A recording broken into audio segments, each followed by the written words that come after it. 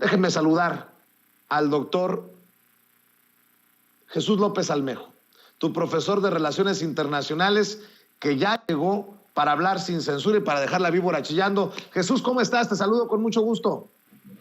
Vicente, querido, mucho gusto de estar con ustedes como cada viernes, listos, como dices, para darle al análisis y dejar la víbora chillando.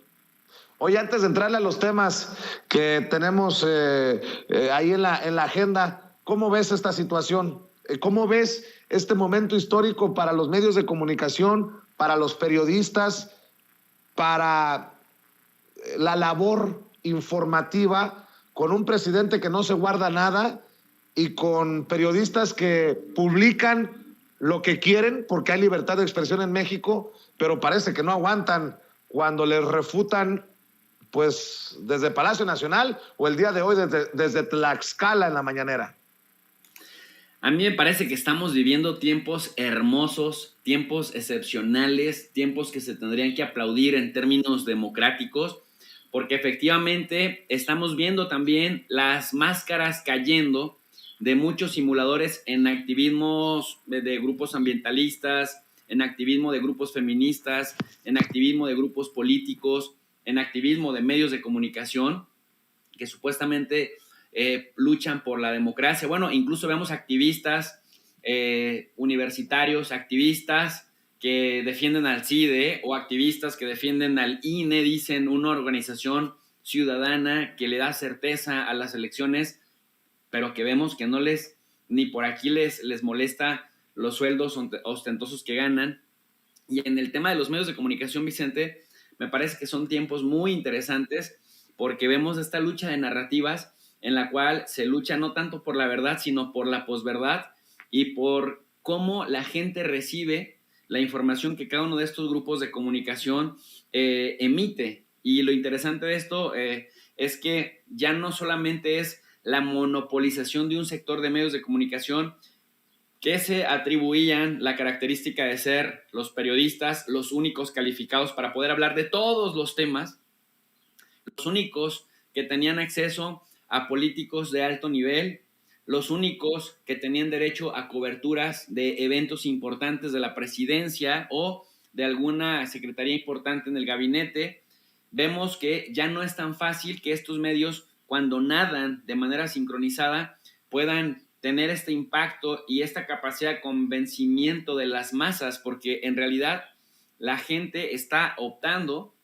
en este mundo de la democratización de la información que permiten las redes, está optando por fuentes alternativas de comunicación. Y me parece fascinante. Yo casi, aunque es mucho más pues experimentado y tiene mayor edad, López Obrador, me recuerda mucho a Rafael Correa, el expresidente de Ecuador, esta capacidad tan frontal que tenía para encarar a los medios de comunicación empresariales, a los corporativos.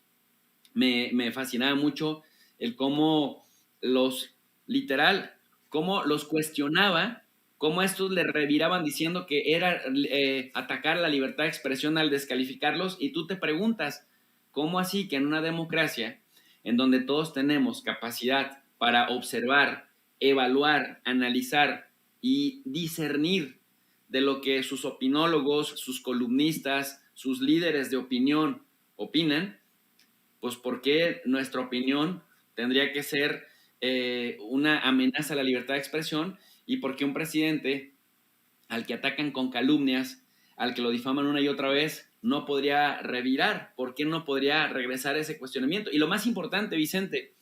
ellos dicen, nosotros tenemos la misión de controlar al poder político y de mantenerlo a raya. Bueno, si esa es su misión, entonces ellos son actores políticos, y si son actores políticos, entonces claro que se les puede revirar, y me parece que es lo que está haciendo el presidente. Y bueno, esto es fascinante porque genera un interés genuino en la gente que antes se aburría de la política, que antes la gente había esta idea dominante de que la política era solamente para los políticos, y ahora la gente sabe que desde sus propios espacios, desde la decisión de ir a votar o no, desde la decisión de ir a cuidar casilla o no, de participar en una consulta ciudadana o no, es hacer política. Y incluso el hecho de, aunque no leas un periódico, pero escuches un programa de análisis, porque al final de cuentas también está muy sobrevalorado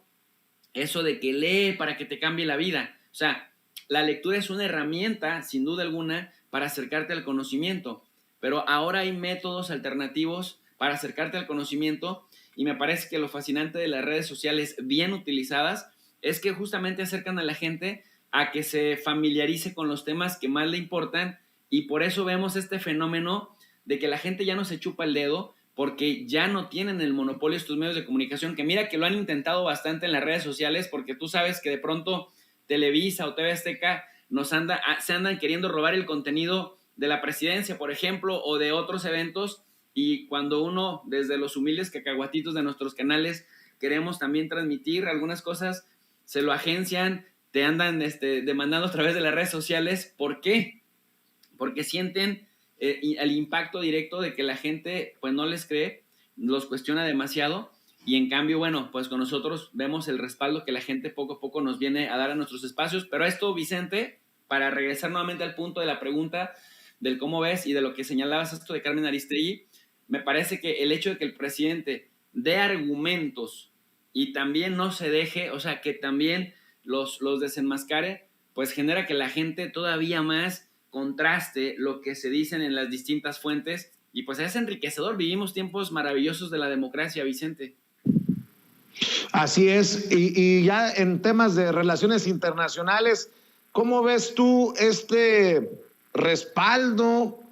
pues así lo entiendo, del embajador de Estados Unidos en México, Ken Salazar, a la reforma eléctrica del presidente Andrés Manuel López Obrador, después de muchos jaloneos y de que muchos políticos y comunicadores, bueno, no voy muy lejos, algunos que escriben como Riva Palacio y estos que decían que la secretaria de Energía había venido a poner en su lugar a López Obrador, pues me parece muy significativo que salga el embajador a decir que, pues que tiene la razón López Obrador. ¿Cómo la ves tú, doctor? Pues mira, en estos procesos de comunicación política existe la etapa de la socialización de lo que viene, y en la socialización sirve para sondear respuestas y cómo los grupos de interés o se van a reagrupar, o se van a ceñir, o van a retroalimentar. Es decir, si ayudan y si colaboran, bajo qué condiciones, bajo qué circunstancias,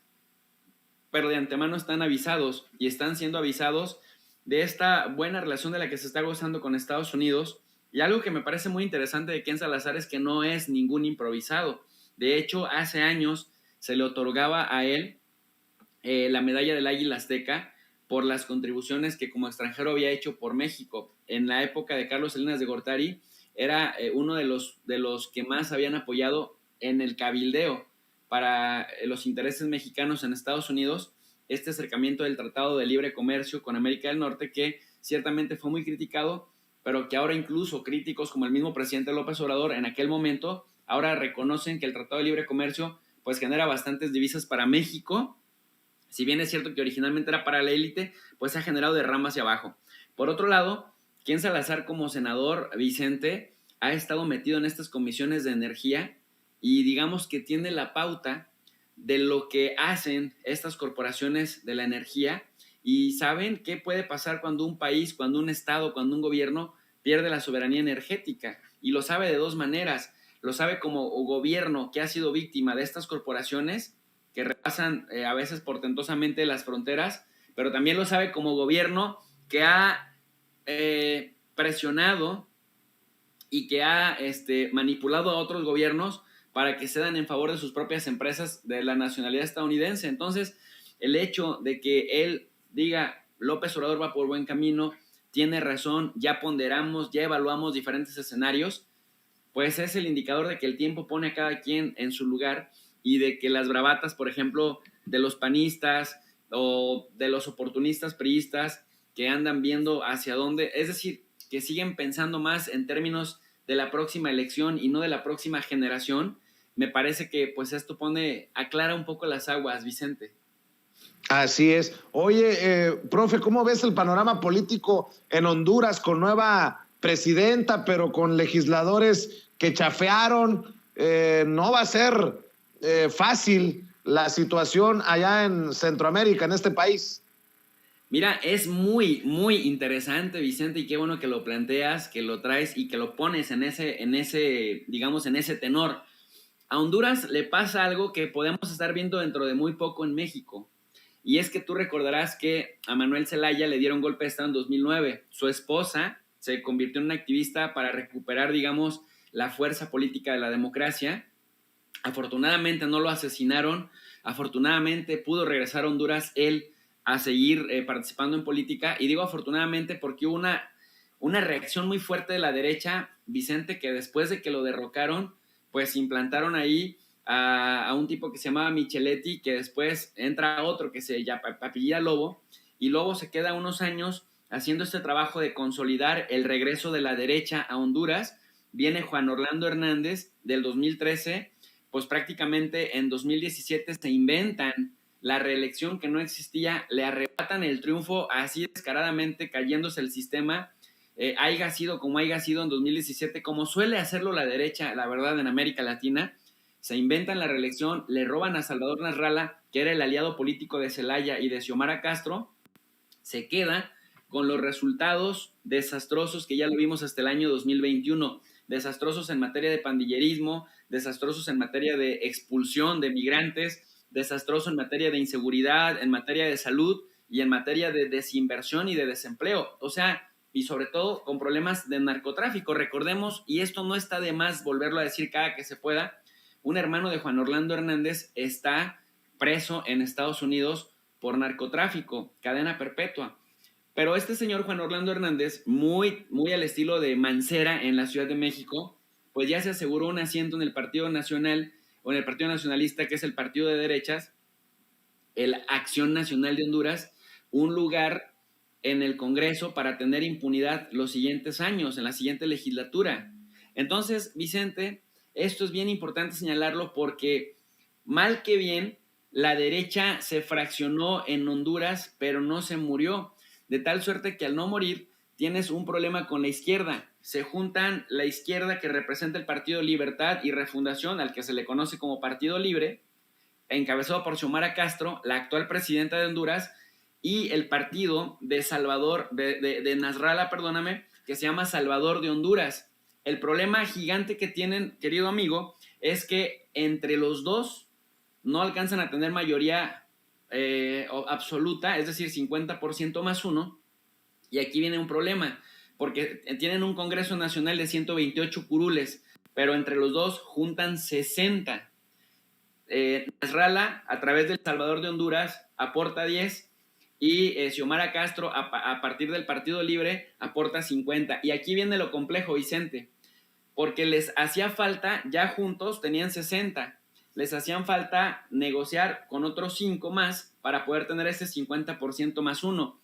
Pero un grupito de disidentes encabezados por el que yo le llamo el Juan Guaidó hondureño, que se llama en realidad Jorge Calix, que también surge del Partido Libre, del partido de Xiomara Castro, se junta con otros 19 congresistas y empieza a negociar con la derecha hondureña, la derecha de Juan Orlando Hernández, al que habían estado acusando de narco, de corrupto, etcétera, etcétera, para que sea él,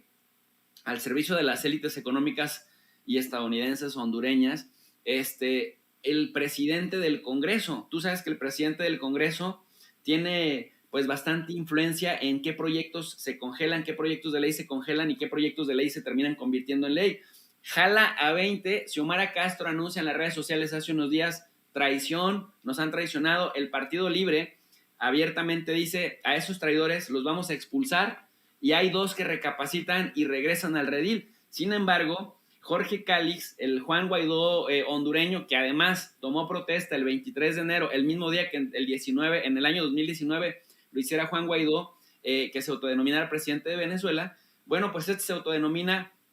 presidente del Congreso, y es que él decía que era injusto que Nasralla, que nada más aportaba 10 votos a la alianza en el Congreso, pidiera su vicepresidencia y pidiera también tener uno de su partido, Luis Redondo, como presidente del Congreso Nacional. Entonces, en este momento vemos que hay 2 presidentes del Congreso Nacional. Uno, Jorge Calix, al que reconoce la oposición y el ex gobierno de Juan Orlando Hernández, pero Jorge Cálix, recuérdese, salió del Partido Libre de Xiomara Castro, y Luis Redondo, que es con el que se había pactado que en caso de que Xiomara Castro ganara, pues el partido iba a votar por él para que fuera miembro del Congreso Nacional. El problema es que se tomaron por la fuerza la tribuna,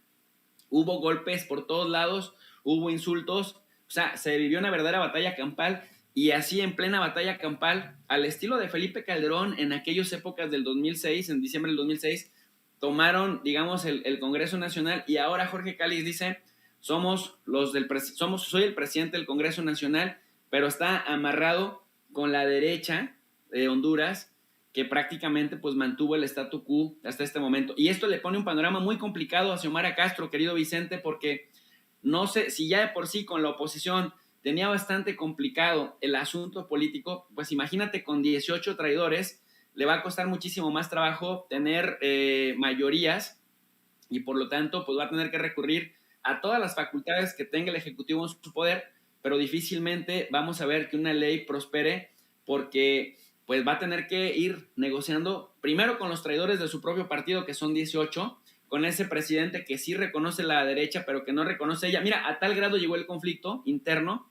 que no tomó posesión ella, no juró el cargo en el Congreso Nacional, que es donde debería de haberlo hecho, y lo hizo simbólicamente, dice ella, con el pueblo, y lo hizo en el Estadio Nacional. Entonces, eso te habla de que Honduras, aunque es chiquitito, está siendo como muy representativo de este fenómeno que hemos estado viendo de las derechas que se aferran al poder, que lo vimos en México en 2006 con Felipe Calderón arrebatando el poder, que lo vimos en Perú con Fujimori queriéndole arrebatar el poder a Pedro Castillo y que lo traen también a pan y agua, lo vimos en Venezuela, lo vimos en Bolivia. Por eso el laboratorio llamado Honduras era muy importante abordarlo, porque no está, digamos, fuera de lo que ha estado sucediendo, sino que por el contrario es un indicador muy importante de dos cosas: de cómo los poderes fácticos se aferran a todos los medios y a todas las lagunas legales al poder, y dos, de cómo hay que cuidarse de los traidores, porque desde adentro se dan los golpes más duros y más contundentes, Vicente.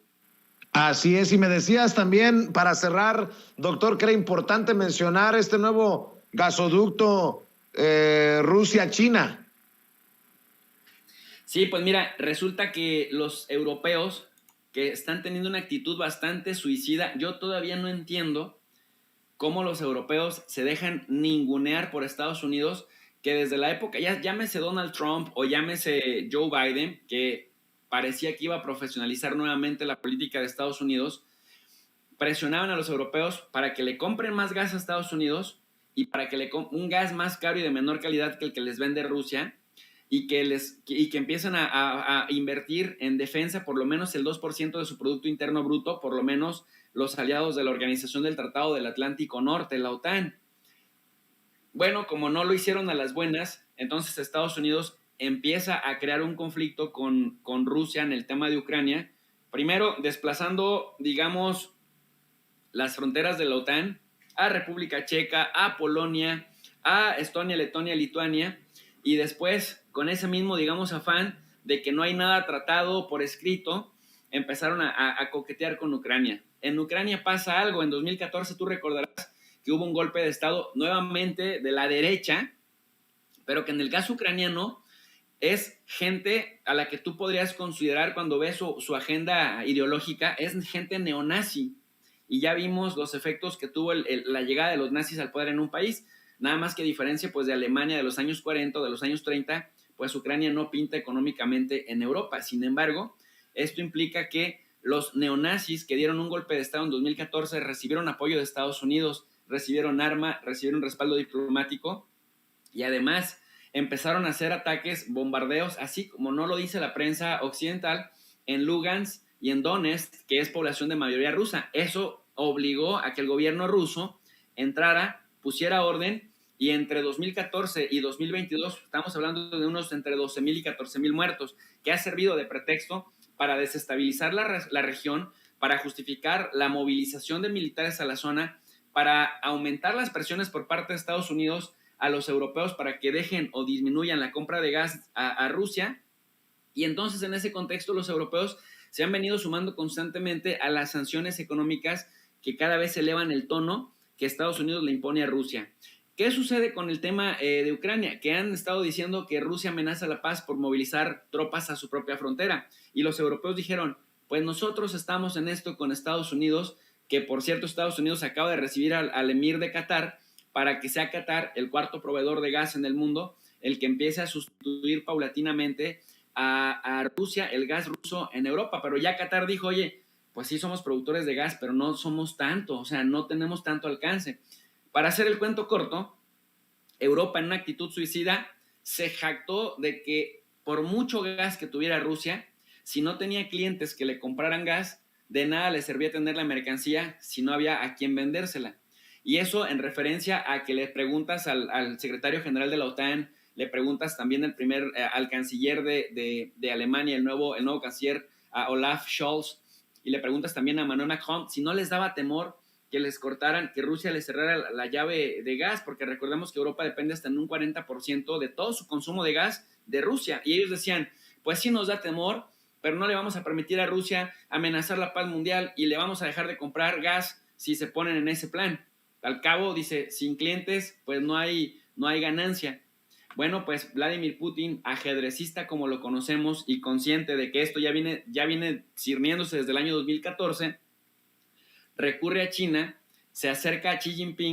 Jinping, que también ha estado siendo acosado por Estados Unidos con el Quad, que es esta alianza con Japón, la India y Australia, y con el AUKUS, que es esta alianza con el Reino Unido y con Australia para el tema de Taiwán. China le responde en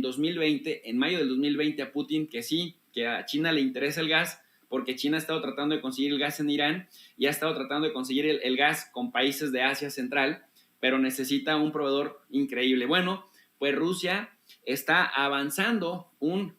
gasoducto desde Siberia que pasa por Mongolia y que llegaría hasta Pekín o Beijing en términos más castellanos para proveerle 50,000 millones de metros cúbicos al año de gas licuado, de gas natural, y esto generaría que China pueda mantener su crecimiento, pueda mantener su nivel de construcción, de infraestructura, y pueda seguir convirtiéndose en el portento económico que es. Pero esto también desahoga a Vladimir Putin, porque si los europeos ya lo están medio chantajeando o extorsionando, diciéndole que le van a reducir la compra de gas para que también económicamente se las vea difíciles, pues ya tiene sustituto, de tal suerte que ahora quien sale perdiendo con esta mega movida serían los europeos. Y nada más para cerrar, Vicente, se estima que para el 2024 esto ya empiece a construirse, que para el 2027 esto se inaugure, y aquí viene la reflexión. Para ese tiempo ya no va a estar Joe Biden en Estados Unidos, para ese tiempo ya no van a estar algunos de los actuales presidentes o primeros ministros de Europa, pero quienes sí van a seguir en el poder de sus respectivos países son Xi Jinping y Vladimir Putin, de tal suerte que esta partida en el mediano y el largo plazo, que se escuche y que se escuche fuerte desde Sin Censura, la tienen ganada China y Rusia, y por más intentos y más despropósitos por desestabilizar la región, prácticamente ya los están poniendo bajo control, Vicente. Pues qué interesante siempre escuchar sobre estos temas que manejas a la perfección, profe. Y bueno, pues yo siempre te pido que mantengamos a la audiencia de Sin Censura informada desde tus trincheras, y que la audiencia también pague con amor. Amor con amor se paga, y que se sigan suscribiendo a tu canal de YouTube y que te sigan en redes sociales, profe.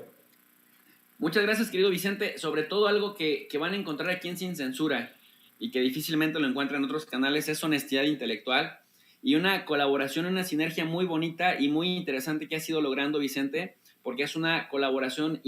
trans multidisciplinaria para analizar los temas desde diferentes áreas y desde diferentes ángulos, que eso también lo tienen muy pocos canales. Me consta que en Sin Censura, para hablar de política